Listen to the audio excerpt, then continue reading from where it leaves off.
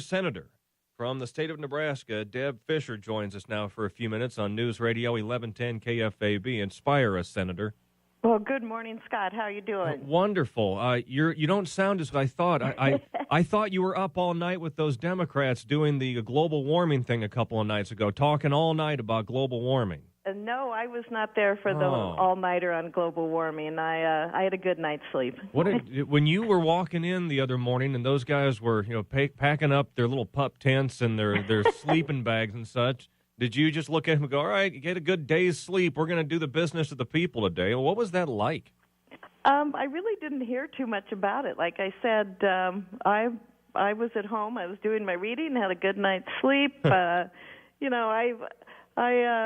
I was just preparing for the next day. I think what we saw on that all-nighter was a $100 million fundraiser for the Democrats in the Senate. I wanted to get you on the program today because my hair's been on fire here for several months. A lot of talk, especially by your office and in the U.S. Senate and the Pentagon, about the disturbing incidents of sexual assault, harassment, things of that in our military. I don't think it's nearly as prevalent as some people claim. And talk about filibusters, Senator Gillibrand from New York tried to engage in one the other day in support of her bill, which went nowhere, and then you offered up a different proposal. Can you tell me how these bills differ and what you think the problem is in the Pentagon, in the military, and how this bill might help it? We do have a problem with sexual assault in the military. I disagree with your feelings on that. We do have a problem. Whoa. Let's restate things. I didn't say we didn't have an issue with it. I said I don't think it's nearly as prevalent as they say. When they're talking about, they throw this number out there of however many million people, and they say that a lot of that is from people who they feel got abused but didn't come forward. I think it's kind of hard to back up those stats. Well, that's something that we're going to be monitoring in the future. We're going to be sure to keep track of the number of cases that are reported. Currently, we're seeing 26,000 reported cases, and I think we all need to remember that half of those are men that are reporting. We're going to be following that in the future, and that's one of the things we'll be tracking with this bill. Well, what was Senator Gillibrand's bill about? Why didn't that pass, and what was your bill that was floated and passed? Well, first of all, I'd like to say that everyone in the Senate, on both sides, on the support for the Gillibrand bill or not supporting it, we're looking for ways that we can protect victims, where we can increase the reporting, increase positive responses to that, and to help victims. I did not support Senator Gillibrand's measure because I don't believe it really targeted the problem. She wanted to remove almost two-thirds of the felonies from the military justice system. And it wasn't just targeted, like I said, for sexual assault. It would have removed forgery from that military justice system. That, to me, went way too far. It's a proposal to weaken, I believe, commanders who we trust with the lives of our children and grandchildren. It weakens their position. It weakens their responsibility. It weakens their accountability. So I could not support her proposal. Our proposal went and further strengthened the proposals that we had put in place in the National Defense Authorization Act, the NDAA, that we passed last year, and the proposal that Senators McCaskill and Ayotte and I put together, and that I'm really proud to say was passed unanimously in the Senate, strengthened those. For example, it's now going to protect our students that are at military academies.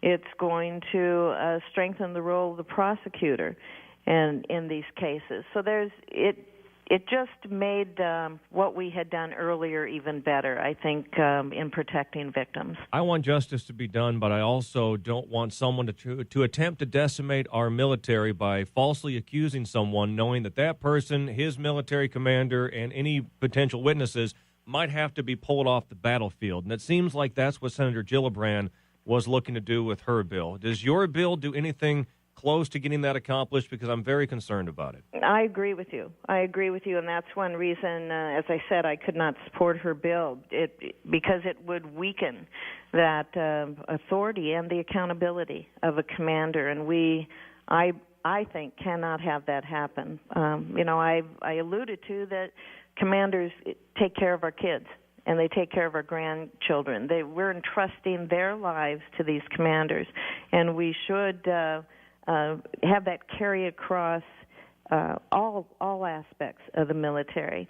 Senator Gillibrand referred to a report or a panel that was formed, and the majority of the members on that panel were civilians. They were females, and when they came out with their report, it wasn't in line with what she was trying to do.